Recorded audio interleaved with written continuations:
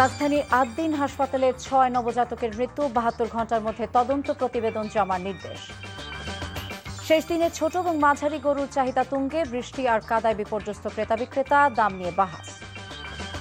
সড়ক মহাসড়কে ঘরমুখো মানুষের ঢল, ঢাকা টাঙ্গাইল মহাসড়কে যানজটের চরম ভোগান্তি। কাল ঈদ, দেশবাসীকে প্রধানমন্ত্রীর শুভেচ্ছা, প্রস্তুত জাতীয় ঈদগাহ, বৃষ্টি হলেও সমস্যা হবে না নামাজে।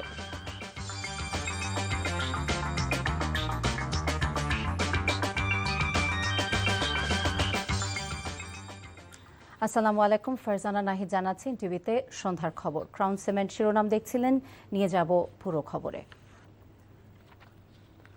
ছোট ছোট কাপড়, নতুন বিছানা, নতুন নাম, সবই প্রস্তুত ছিল, কিন্তু সবাইকে বিষাদে ভাসিয়ে নিভে গেল ৬ নবজাতকের প্রাণ। রাজধানীতে মর্মান্তিক এই মৃত্যুর ঘটনা তদন্তে গঠিত কমিটিকে ৭২ ঘণ্টার মধ্যে প্রতিবেদন দিতে বলেছে স্বাস্থ্য অধিদপ্তর। সালাউদ্দিন কাদেরের রিপোর্ট। রাজধানীর আদ্দিন হাসপাতালের পোস্ট অপারেটিভ ওয়ার্ড এটি, যেখানে বাবা মায়ের হাসিমুখ আর নতুন জীবনের কান্নার আওয়াজ শোনার কথা, সেখানে এখন শুধুই হারানোর আহাজারি। একই ওয়ার্ডে কয়েক ঘন্টার ব্যবধানে ৬ নবজাতকের মৃত্যুর ঘটনায় স্বাভাবিকভাবেই ক্ষোভ ছড়িয়ে পড়ে পরিবারগুলোর মধ্যে।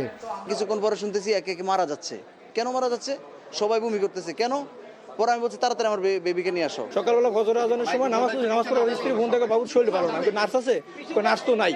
পরে আমি কিছু করার না আইসিইউতে নিয়ে আসি। আমি সাথে সাথে আইসা দৌড়ে ৫ তলায় নিয়ে গেলাম, নেওয়ার পর ভিতরে নিলাম, বাদে আমাদের বাচ্চা জীবিত রাখতে পারলো না।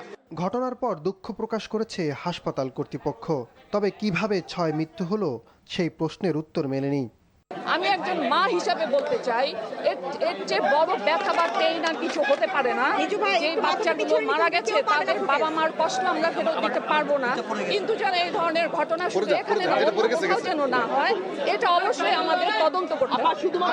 ঘটনাস্থল পরিদর্শন করেছে স্বাস্থ্য অধিদপ্তরের ঊর্ধ্বতন কর্মকর্তারা। ঘটনা তদন্তে গঠিত ৩ সদস্যের কমিটিকে ৩ কার্য দিবসের মধ্যে প্রতিবেদন দেওয়ার নির্দেশ দেওয়া হয়েছে। সঠিক তদন্তের মাধ্যমে তাদের মৃত্যুর কারণ উদ্ঘাটন করা এবং তাদের ব্যবস্থাপনায় যদি কোনো ঘাটতি থাকে, সেই লক্ষ্যে এই 3 সদস্য বিশিষ্ট উচ্চপদস্থ সম্পন্ন কমিটি আমরা আগামী 3 দিনের মধ্যে সর্বোচ্চ এই তদন্ত কমিটির রিপোর্টের পরিপ্রেক্ষিতে সরকার কঠোর ব্যবস্থা নেবে। সন্তান হারানোর পরিবারগুলোর প্রশ্ন, প্রতিবেদন এলেও কি ফিরে আসবে তাদের হারানো সন্তান? ৬ শিশুর মৃত্যুর দায় কে নেবে? Salauddin Kader, NTV news, Dhaka.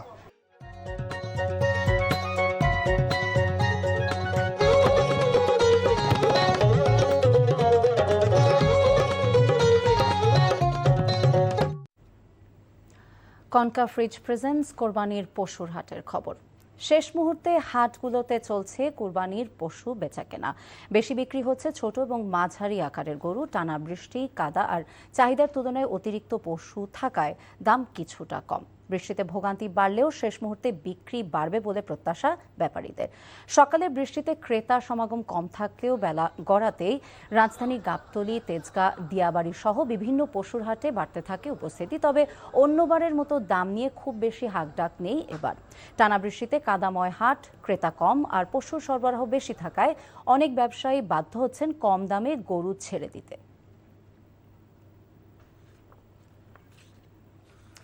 দর্শক, রাজধানীর পশু হাটের শেষ সময়ের বেচাকেনার খবর জানাতে যুক্ত হচ্ছেন সিনিয়র করেসপন্ডেন্ট খান আলামিন। আলামিন, আপনি কোন পশুর হাটে আছেন আমাদের জানাবেন এবং বেচাকেনা নিয়ে ক্রেতা বিক্রেতারা সেখানে কি বলছেন?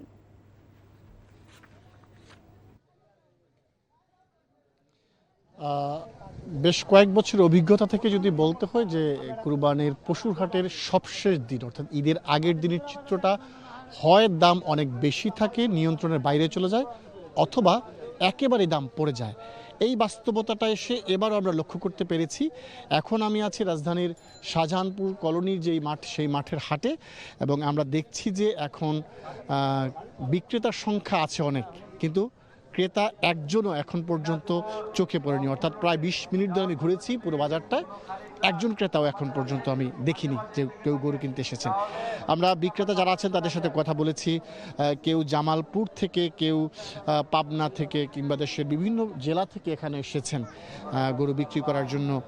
10টি 20টি 30টি করে গরু নিয়ে এসেছেন। গতকাল পর্যন্ত যে পশুগুলো তারা বিক্রি করেছেন সেগুলো মোটামুটি ভালো দাম পেয়েছেন, কিন্তু আজকে যেসব পশু তারা বিক্রি করেছেন তারা বলছেন যে প্রত্যেকটিতেই তাদেরকে লস গুনতে হচ্ছে, ক্ষতি হয়েছে তাদের কোনো কোনো গরুতে 10 থেকে 30-40 হাজার টাকা পর্যন্ত।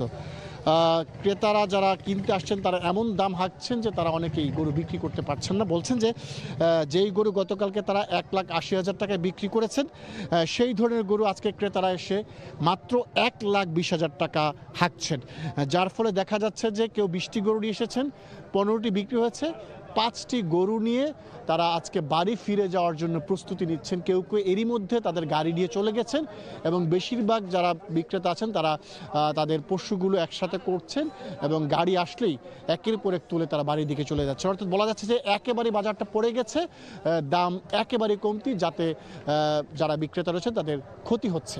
এই হচ্ছে শাহজাহানপুর পশুর হাট থেকে সবশেষ তথ্য। দর্শক, আমরা কোরবানির পশুর হাটের খবর জানছিলাম। পরিবার স্বজনের সঙ্গে ঈদ করতে শেষ মুহূর্তে বাড়ির পথে ছুটছেন মানুষ। কমলাপুর রেলওয়ে স্টেশনে বেলা বাড়ার সঙ্গে সঙ্গে কমেছে যাত্রীর চাপ, তবে ট্রেনের শিডিউল বিপর্যয়ে ভোগান্তিতে পড়েছেন উত্তরবঙ্গের যাত্রীরা। এদিকে যমুনা সেতু পূর্ব পাড় থেকে মির্জাপুর পর্যন্ত প্রায় 40 কিলোমিটার, ঢাকা টাঙ্গাইল মহাসড়কে 15 কিলোমিটার এবং সাভার এলাকায়ও যানজটের নাকাল হতে হচ্ছে ঢাকা ছেড়ে যাওয়া মানুষকে। তবে মহাখালী বাস টার্মিনাল পরিদর্শনে এসে সড়ক পরিবহন ও সেতু মন্ত্রী শেখ রবিউল আলম জানিয়েছেন, ঈদযাত্রা স্বস্তিদায়ক করতে সব ব্যবস্থা নেওয়া হয়েছে।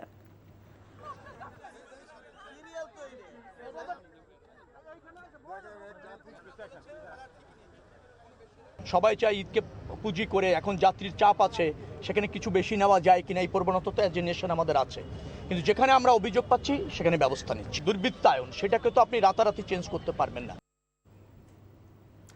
দেশবাসীকে পবিত্র ঈদুল আজহার শুভেচ্ছা জানিয়েছেন প্রধানমন্ত্রী তারেক রহমান। এক ভিডিও বার্তায় তিনি বলেন, শুধু পশু জবাই নয়, লোভ, লালসা, হিংসা এবং মনের পশুত্বকে পরাভূত করার মধ্যেই নিহিত রয়েছে কুরবানির মাহাত্ম্য। দল, মত, ধর্ম, বর্ণ নির্বিশেষে দেশবাসীকে পবিত্র ঈদের শুভেচ্ছা জানাই। ঈদ মোবারক। কোরবানি শুধু পশু জবাই নয়, বরং লোভ, লালসা, হিংসা, বিদ্বেষ আর মনের পশুত্বকে পরাভূত করার দীক্ষা গ্রহণের মধ্যেই নিহিত রয়েছে কোরবানির মাহাত্ম্য ও তাৎপর্য।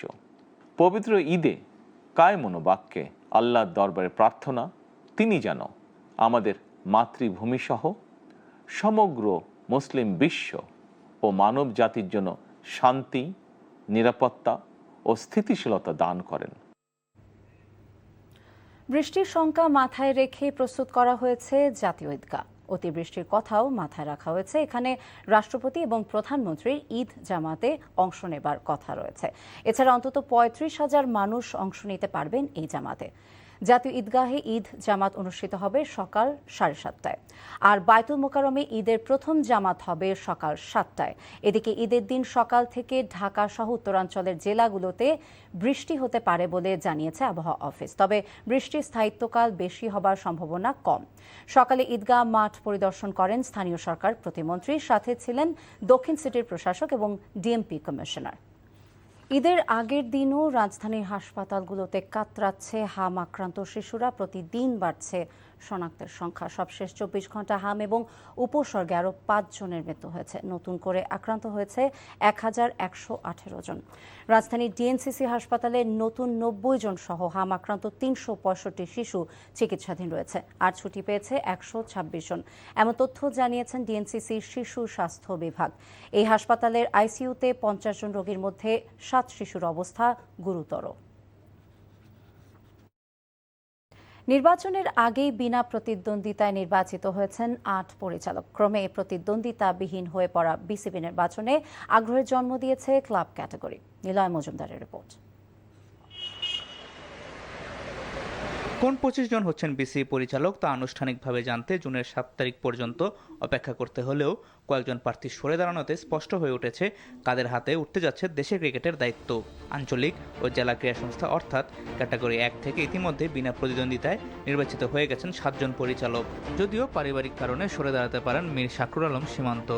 এই বিষয়ে তার সঙ্গে যোগাযোগ করার চেষ্টা করা হলেও তাকে পাওয়া যায়নি।